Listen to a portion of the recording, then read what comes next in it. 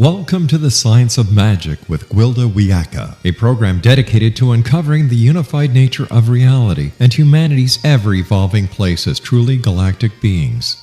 For more information on the Science of Magic with Gwilda Wiyaka, visit us online at www.thescienceofmagic.net.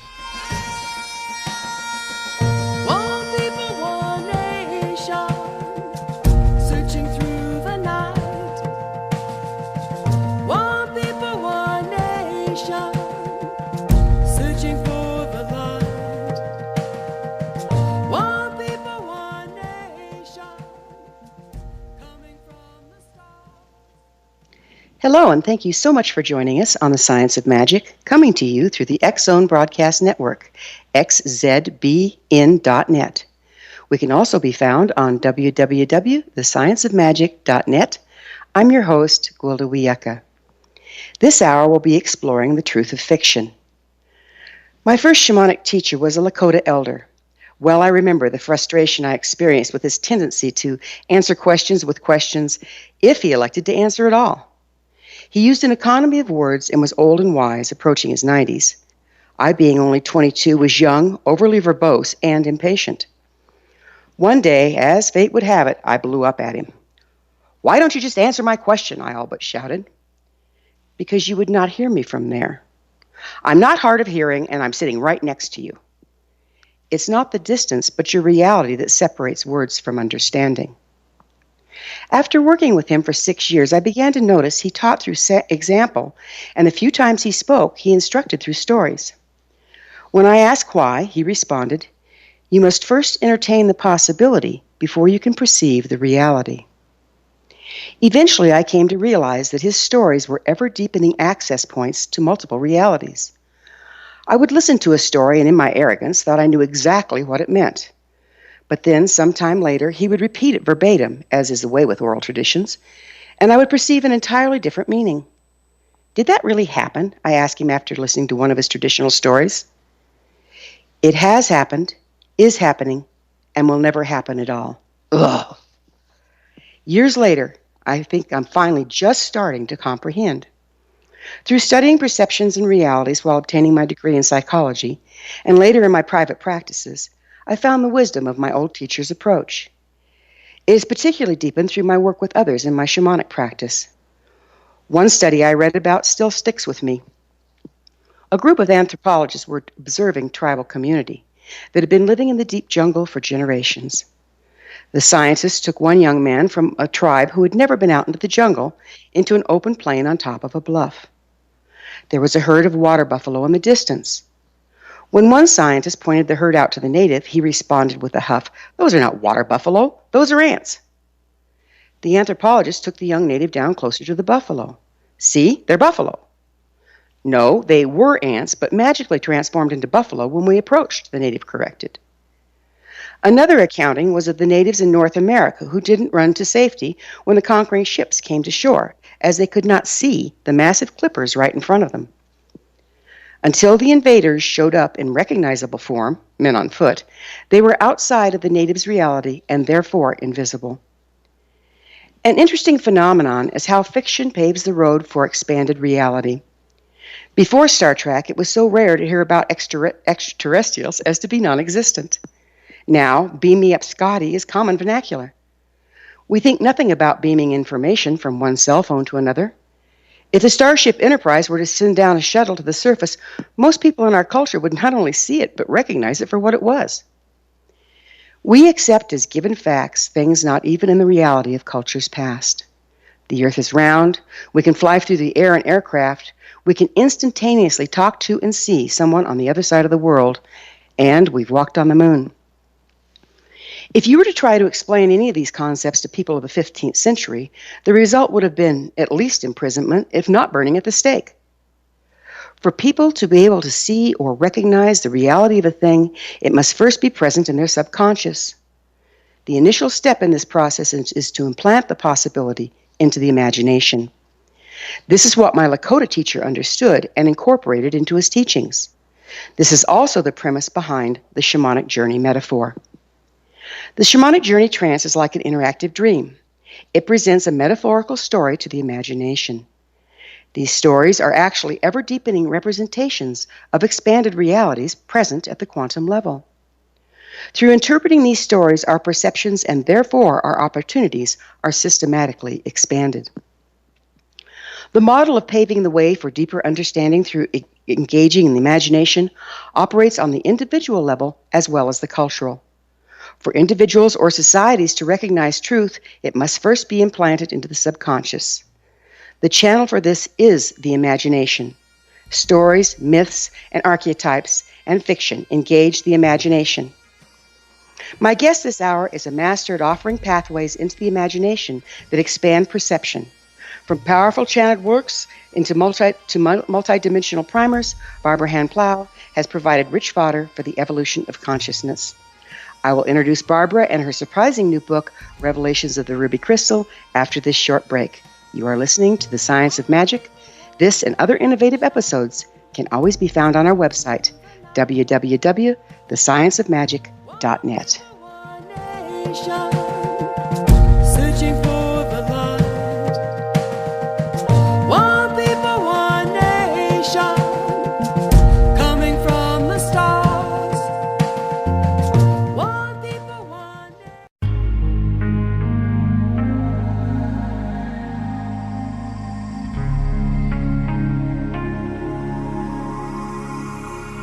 The scientist and the mystic have been on an age-old, relentless search with one thing in common. They seek truth. Their paths converge in the 40,000-year-old practice of shamanism, an ancient science delving to the quantum level of life, facilitating healing, manifestation, and evolution. I'm Gwilda Wiyaka, the founder and director of Path Home Shamanic Arts School, a unique Colorado State certified occupational school training shamanic practitioners and teachers. We also provide classes for empowering personal lives through shamanism. Our certification classes are in week-long segments enabling international participation, and online classes and long-distance shamanic healing sessions are available. Come discover the science of magic in the limitless world of shamanism. www.findyourpathhome.com.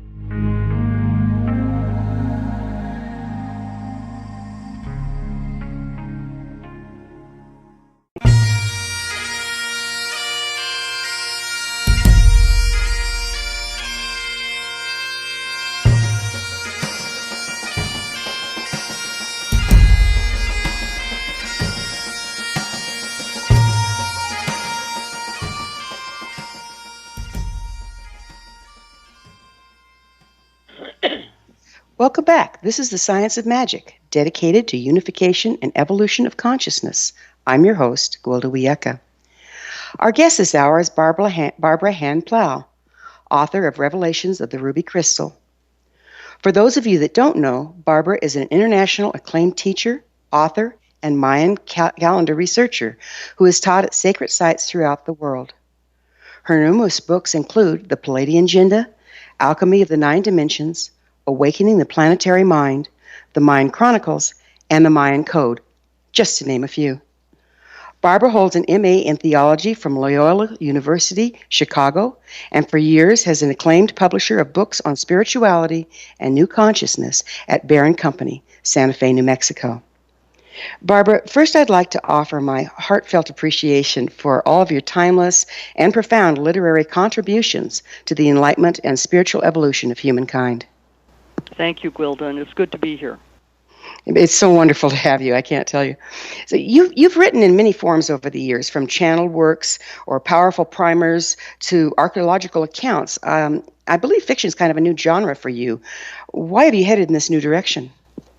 Well, when I hit age 70 a few years ago, I looked over 45 years of publishing books and tried to look at what was my most original contribution, which I've decided is the Pleiadian Agenda and Alchemy of Nine Dimensions. In other words, my work on 9 dimensions of consciousness is what's really original in my work. And so then I started looking for a new way to express that. I'd written about it, and I'd gone out and I'd been teaching workshops based on that material for 15, 20 years. And I wanted to find and completely new way to express this level of consciousness. And so I went to fiction because I discovered that by having a group of really fascinating characters, all of whom have a different point of view and a different mentality, I discovered that just getting them to interact in fiction actually created a multi-dimensional novel. And so Revelations of the Ruby Crystal really is a 9-dimensional novel. I love those works. They've been primers for me in my school for years, I have to tell you. And some of those works have been channeled. Would you consider the Revelations of the Ruby Crystal to be a channeled work? Actually, my only channeled book is the Pleiadian Agenda. Mm-hmm. And Revelations of the Ruby Crystal came in very much the way fiction comes in for writers, which I think we do go into an altered state and we do work with our muse, but it's not like channeling, and it's kind of hard to explain the difference, because really writers and artists and painters are in somewhat of an altered state when they're working in most cases. But channeling is actually the reception of a clear message from another dimension. And when that came to me through the Pleiadian Agenda back in 1995, I absolutely could not resist bringing it in. It was so powerful that I literally had no choice, and so I just channeled it in. And that's what I've heard other people say, is it just wakes you up at night and won't give you rest until you bring it through. Yeah, that's right. In this book, you've not only delved deeply into the motivations and patterns of your main characters, but you also bring in elements of their parents. Why this multi-generational approach? Oh, this was such an opportunity, as far as I'm concerned, to have people basically in their 30s at the current time in the novel, and then their parents who were basically in their 60s and 70s. And what I wanted that addition of the wisdom approach. From the older characters observing what the younger characters are doing. Now, this book is the first book in a trilogy, and I'm writing the sequel at this moment. And what happens in the sequel, and I think the final book, is the parents become even stronger characters as they begin to reflect on what's going on with their children, but also what's going on in current society, because I wrote a major book on the Mayan calendar called the Mayan Code back in 2008. And I think something really, and not only think, I know that something really profound happened in 2011, 2012. We're living in the middle of a reality which has shifted very, very fundamentally. And so I wanted to devote this trilogy to tracking this shift in human consciousness, which I think is one of the greatest ones that has ever occurred.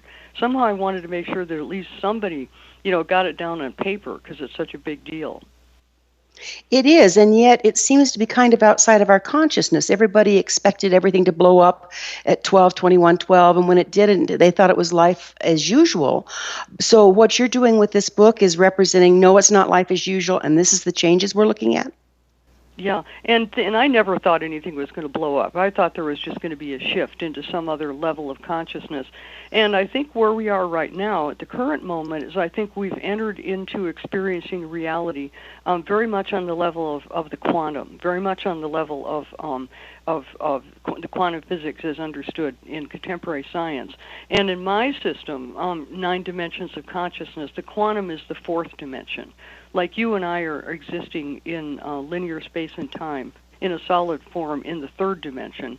And then what happens at the 4th dimensional level is that all of the contents of the collective mind and the realm of archetypes is functioning. And what goes on with the 4th dimension is all of us are plugged into it, and it actually is what connects us with each other. When we're in a 3rd dimensional mode, we're living very much in our own personal lifetime. So when we're in the 4th dimension, we're operating in a collective mode. And I think that's what happened at the end of the Mayan calendar, and so I'm attempting to bring that through in fiction. I've attempted to. I couldn't help but notice how your characters seem to access this esoteric information from the ancient sites in the book. Did you get some of your information by tapping into those locations, the ones in your storyline? Oh, definitely. In fact, I think we're in the middle of it. We've been in the middle, I'd say since maybe the 1960s and 70s, we've been in the middle of a collective experiment with sacred sites on the planet. And this, of course, can be proven just because of how many people have gone to sacred sites and have interacted with them and have taught at those sites. And what goes on at those sites are memory activators. Those sites are a source for the Akashic records. Those sites are a source for the intelligence of the Earth, because Earth is an intelligent, live being. And so, sacred sites are a very big deal. And then in the case of this novel, the novel takes place in Rome and in Tuscany, Italy. And the reason for that is there's a major line going through Italy and through Germany and through Tunisia called the midline. And I'm working with the issue of the midline in this novel in terms of human consciousness and history. That's pretty fascinating. Now, I've heard, Barbara, that these lines and these sacred sites are shifting slightly as we change our relative position in the galaxy and the galaxy's relative position in the universe. Are you experiencing this as well? Oh, yeah. It's not only the lines that are shifting, but also the vertical access ability that runs through these lines. In other words, another issue that goes on in my own work is that the Pleiadians told me years ago that what would happen at the end of the Mayan calendar would be the awakening of 9 dimensions of consciousness in all humans. And when you get into having 9-dimensional consciousness, this includes contact with the divine. This includes being able to hear the sounds of the cosmos. These are very, very high levels of consciousness, as well as the telluric, which is the inner earth. And so what's happening to us right now is all of us have become much more sensitive from a vertical point of view through these sacred sites. We're picking up much more information on many, many different levels, and most people just can't handle it practically, as you know from your own work. It's really an awesome awakening of consciousness. It really is, and it's equally challenging. So basically, we're receiving information through our chakra system from much more expansive levels up and down, and people are having to process out all the sleeping places. Is that how you're seeing it? Yeah, and also we're also sweeping through and processing things that have happened in our deep past. That always happens. Another thing that's going on right now is the change of the ages, and we're moving out of the age of Pisces into the age of Aquarius. And the age of Pisces for 2,000 years is all about the power of organized religion. And as we move into Aquarius, we're moving into the ability to access divine consciousness directly without the intervention of any religious form. And so we're just look what's happening on the planet right now, just in terms of migrations and in terms of shifts between the East and the West. And by the way, speaking of that midline that goes through the planet that's so highly conscious, going through Rome and then through Germany, the refugees are moving out of the Middle East and they're moving right up that line. It's just the most amazing thing to watch this happen. So it's kind of like a migration, or like walking the Camino. It's a pilgrimage of sorts. Yeah, that's true. And then the novel, the trilogy is, the timeline for the trilogy is 2011 through 2020. And so the novel that you have in your hands, Revelations of the Ruby Crystal, is 2011 through about 2013. And so what I'm doing is I'm tracking this shift, this global shift, because it's such a remarkable experience. It's so incredible to be alive in the middle of this. It is. It really is. And just to watch it take form. And, we've had all these prophecies, but when you watch it start to happen, you go, oh, that's what they meant. It's not what we had envisioned at all, but this is what's going on. I find it really enlightening, to say the least. I love the way you weave in the psychic explorations and multidimensional contact into the storyline with your characters. Can you share with us what your purpose was in doing that? Well, the way this happened, Gwilda, was that all of the characters in this novel, except one, Lorenzo Giannini, a Jungian analyst, all of them showed up one day in my office in May of 2011. And I took out a yellow sheet, a yellow pad, and I received their names, their ages, their backgrounds, their professions. There was an issue of parents and children, as you've already pointed out. And so all the characters came in except one, and then Lorenzo showed up later. And so this novel was not plotted. I never plotted it for one moment. I just simply put the characters together and let them do their thing. And so what happened with the characters is Sarah Adamson, the main female character, has a psychic awakening during this novel. She falls in love, and then she becomes a psychic. And she's the one who has the ruby crystal as a ring. And so I didn't have any intention about this. I didn't plan it. It is just each one of these characters did what they do. And of course, I love the way that came through for you, and they do weave together just so organically. Barbara, we're going to have to take a quick break here, and we'll be back with this fascinating subject just on the other side. We'll return after our discussion after this short break. You're listening to The Science of Magic. I'm your host, Gwilda Wiyaka. You want to hear more? Other innovative episodes can always be found on our website, www.thescienceofmagic.net.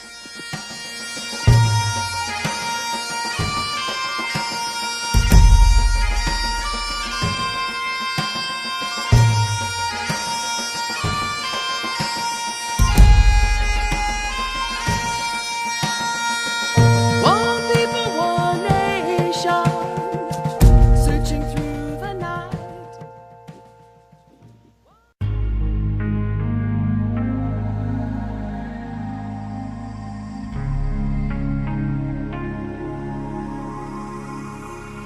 The scientist and the mystic have been on an age-old, relentless search with one thing in common. They seek truth. Their paths converge in the 40,000-year-old practice of shamanism, an ancient science delving to the quantum level of life, facilitating healing, manifestation, and evolution.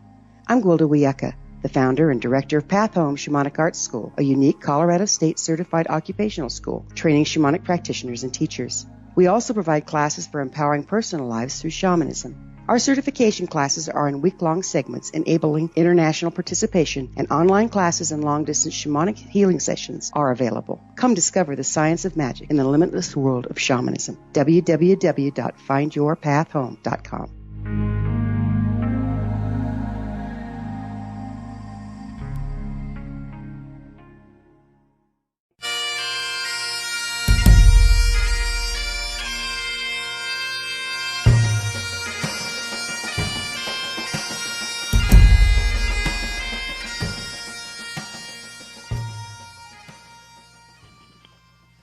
Welcome back. This is The Science of Magic, a place where magic and science come together to promote enlightenment.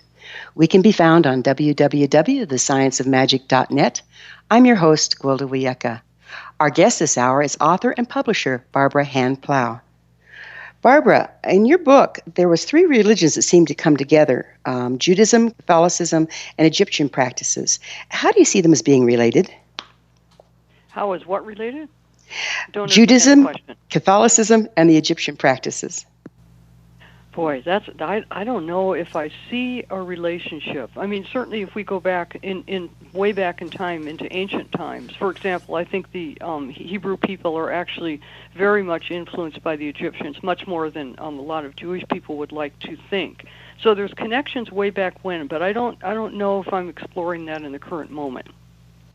Okay, one thing that really kind of fascinates me is the missing years of Christ, and that he purportedly studied in the Egyptian library. I was wondering if that played any part here. Well, it does come out in the novel that he would have studied in Egypt, and I'm sure that he did. And this would have been actually when he was more or less around 10 to 11, 12 years old, maybe younger. But the issue I think you're referring to is that there's a lot of people who believe that he did not die on the cross, and then he ended up going into the East and Middle East and the Far East, and actually was a teacher for people in the Middle and Far East for about around another 40 years until he was 70 years old. And his name in their tradition is Issa, and I actually think this is true, and I'm going to be exploring that in the sequels to Revelations, because I think one of the ways that we can heal the wounds between East and West is to start to realize that he is a spiritual teacher and guide for all of us on the planet, and not just Christians. That's a beautiful way of putting it, because it seems like as we went into the long dark, if you will, through the Mayan calendar, that this polarization happened. And so all of us have similar roots somewhere. But then as we went through the long dark, this separation happened, which created the opportunity for negativity, war, strife.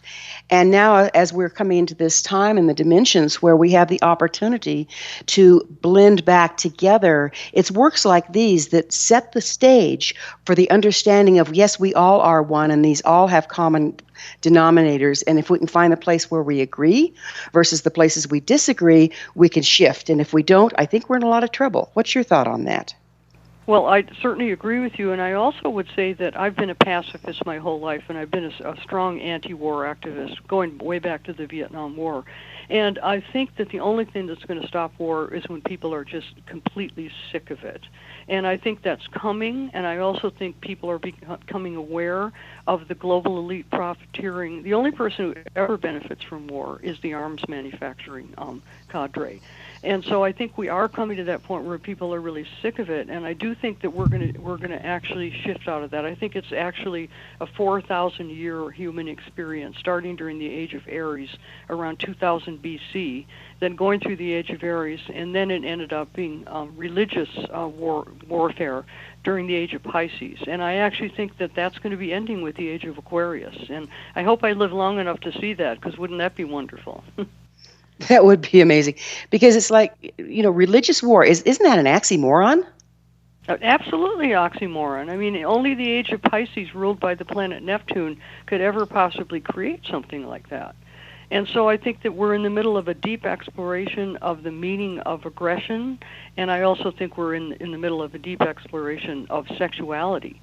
So this novel, the background subject matter in this novel is priestly sexual abuse, because I wanted to explore the way power is used to abuse people sexually. So that's one of the deepest themes in this trilogy, of course. Yes, I know. I couldn't help but notice that your novel goes into priestly sexual abuse of children. Could you discuss the link between this abuse, the resulting pain and fragmentation, and harvesting of power? Well, in my case, of course, I've always been a healer, a teacher, work based on Chiron. And so the novel is working very deeply with healing sexual abuse and healing that issue especially for Catholics, because it's been such an issue for the Roman Catholic Church for really the last 1600 years. But deeper than that, Gwilda, I'm going into the actual issue of, like, how does evil get into the world? And certainly the most evil thing that we see, besides warfare, is the abuse of children. It's just incredible that anyone could abuse a child. And so I use that as a doorway into going into deep questioning about the actual origins of evil, how evil breaks into the planet, and most importantly, what we can do about evil as individuals. As a shamanic practitioner, and I've been practicing for, over 30 years, I have had the misfortune, if you will, of experiencing through other people the massive epidemic of sexual abuse of children. And I've come to believe that is through this fragmentation this causes that evil does enter into the world and into people, and then it's passed down generationally. Is that the way you're seeing it here, Barbara?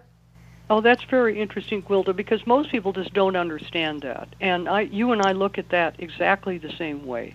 And for some reason, maybe it was because of the early sacrificial cults thousands of years ago, for some reason Christianity adopted a ritual system and a hierarchical structural system that basically is using the abuse of children for energy to fuel the church itself. And that's a very, very, what do we call that? There's a word for that, blasphemous thing to say.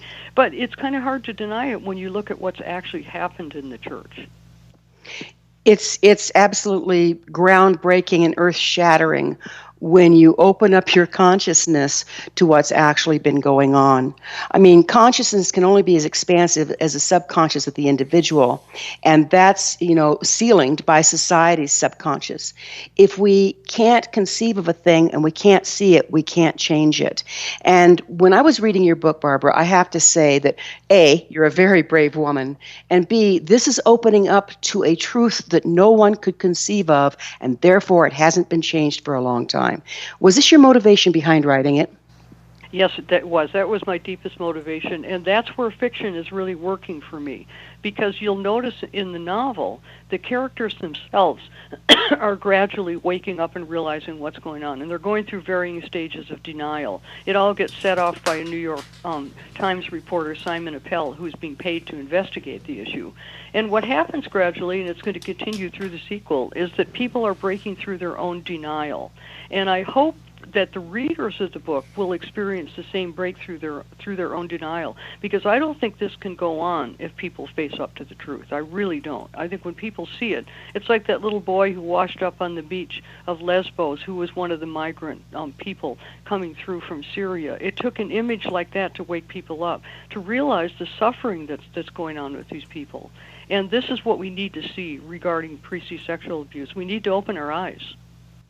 Yes, and it's like one of the denials that really came to my mind recently is how we are feeling compassion for these people that are immigrants that are being pushed out of their own country, et cetera, et cetera, et cetera. But we have been blinded to the suffering of the people in our culture. I walk by bums. I mean, that never used to happen 20, 30 years ago in this country. And now the homeless are of all ages, and it's rampant, and the suffering is horrific, and yet we cannot see it. Yeah. It'd be great, too, if the migrant crisis would actually open people up to what's going right on in the streets in front of their eyes, wouldn't it? You know, the whole wouldn't issue it? Yeah. With the person being without a home. And one of the interesting things about the migrant crisis to me is it's so fascinating the way Germany opens itself up. That power of that midline just takes an issue and processes it. Because from one point of view, it didn't make sense for them to just open. They just basically opened the doorway and said, come, and people are coming. That's pretty phenomenal. And given the history of what the, during the Holocaust and everything else, it's a beautiful thing to see the turnaround there. Yeah, it's really amazing. Yeah. Yeah, these are amazing times. And these are the days the truth can't hide, and it's works like what you're presenting that are making the difference, I believe. Yeah, and as I go along on my timeline, the refugee crisis is part of the novel, of course, as we go along in the sequel. And one of the reporters, Simon, gets sent to the Middle East. So I'm really delving into the issues that are the crisis of our times. And it is a crisis, absolutely a crisis right now. And how we respond in the next few years, I think, is going to make all the difference in the course of human development. Yeah, I agree. Yeah, well, we're going to have to call it good again for this one. We will be back on the flip side of this short break. You're listening to The Science of Magic. Our theme song, One People, One Nation, is from the Winds of Time album by my musical group Starfire and can be found on iTunes.com, cdbaby.com, amazon.com, and on my website, gwildawiyaka.com. We'll see you on the flip side. One people, one nation, searching through the night. One people, one nation, searching for the light. One people, one nation, coming from the stars. One people, one nation.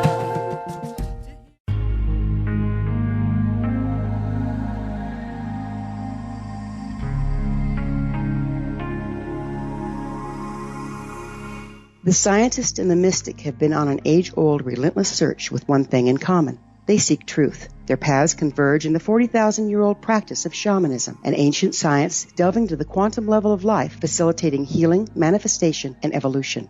I'm Gwilda Wiyaka, the founder and director of Path Home Shamanic Arts School, a unique Colorado State certified occupational school training shamanic practitioners and teachers. We also provide classes for empowering personal lives through shamanism. Our certification classes are in week-long segments enabling international participation, and online classes and long-distance shamanic healing sessions are available. Come discover the science of magic in the limitless world of shamanism. www.findyourpathhome.com.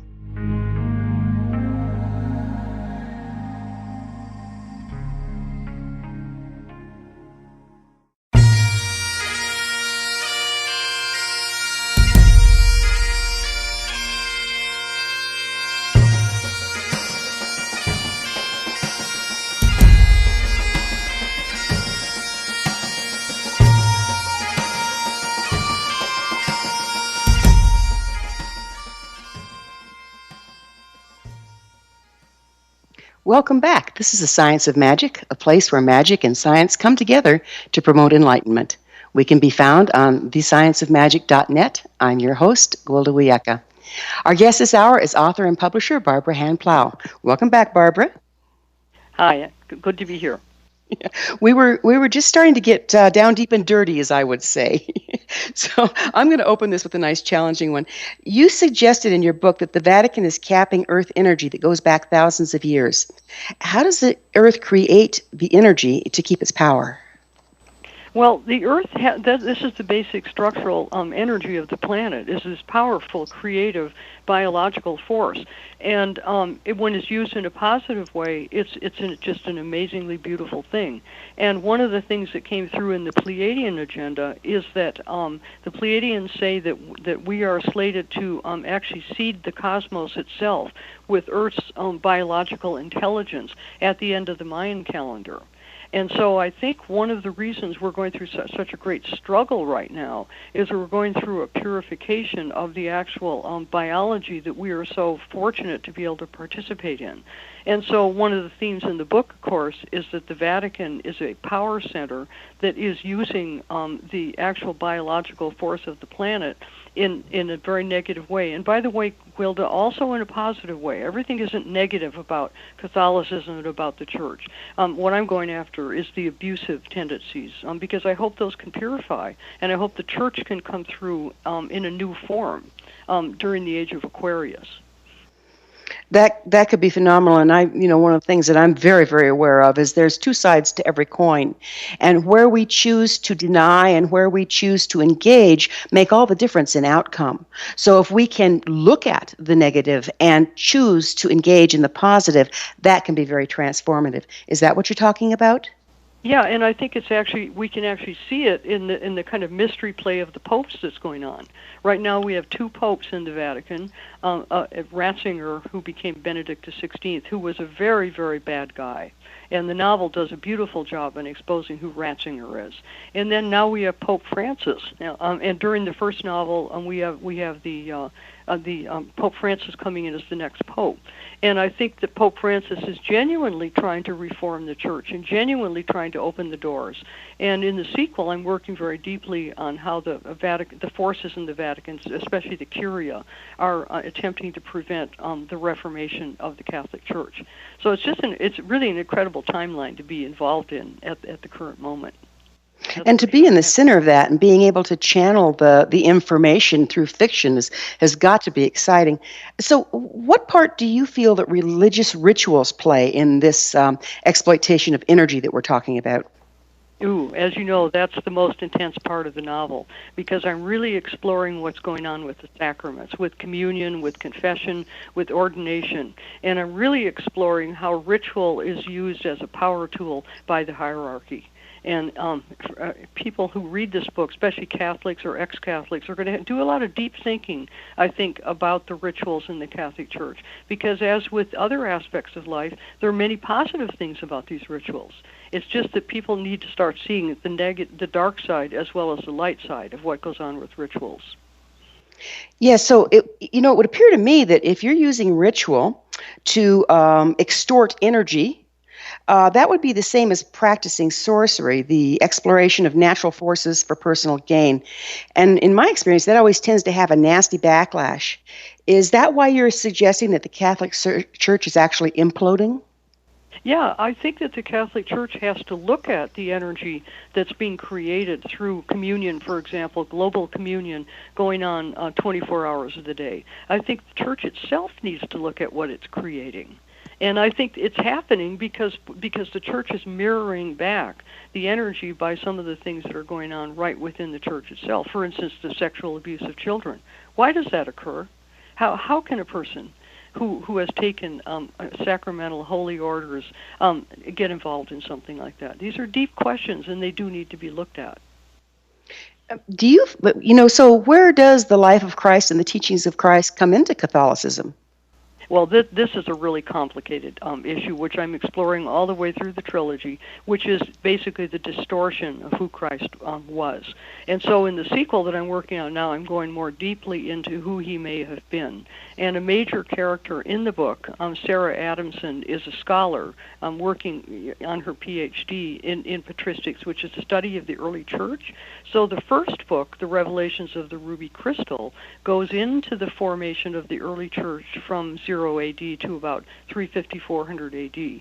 And by the way, Gwilda, all of the material in this book that's topical is factual and very, very accurate. The fictional part is what's going on with the characters. And so this exploration of deep theology during the early church is very accurate information, and I looked at some of the aspects of the church, the development of the church that were put down as heresies. For example, the issue of Marcion Pontus. I bring up some of the people who got dumped back there 1600 years ago because they had opposing views to the orthodoxy that was developing.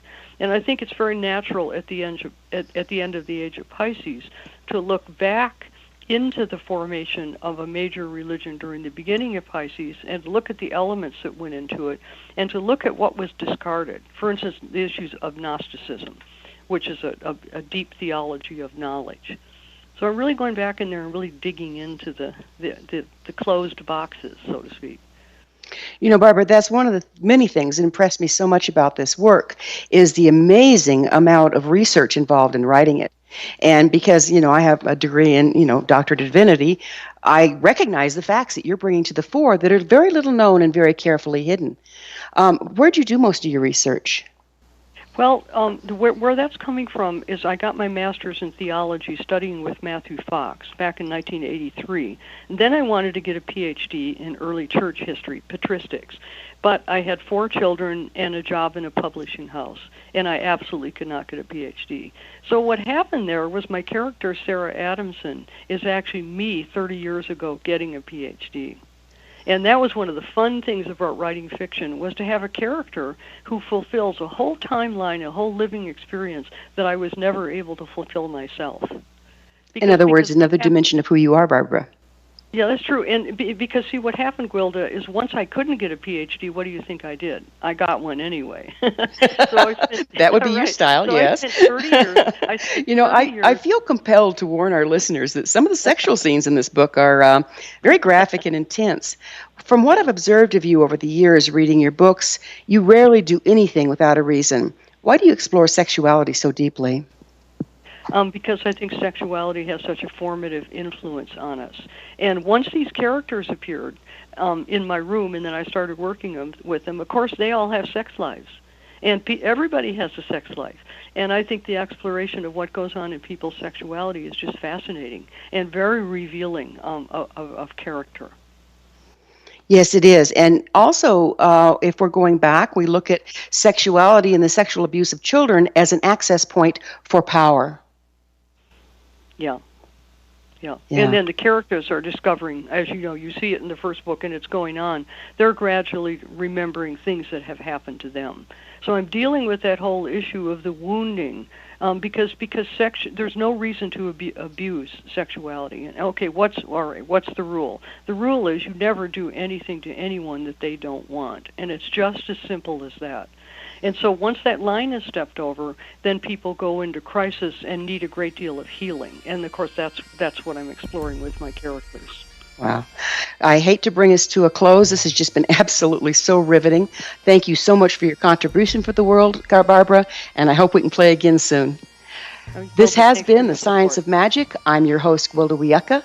Remember, you can always listen to this and other provoking episodes on our website, www.thescienceofmagic.net. Until next time, dear ones, may you be blessed with knowledge and comforted with love. One nation, searching through the night. One people, one nation.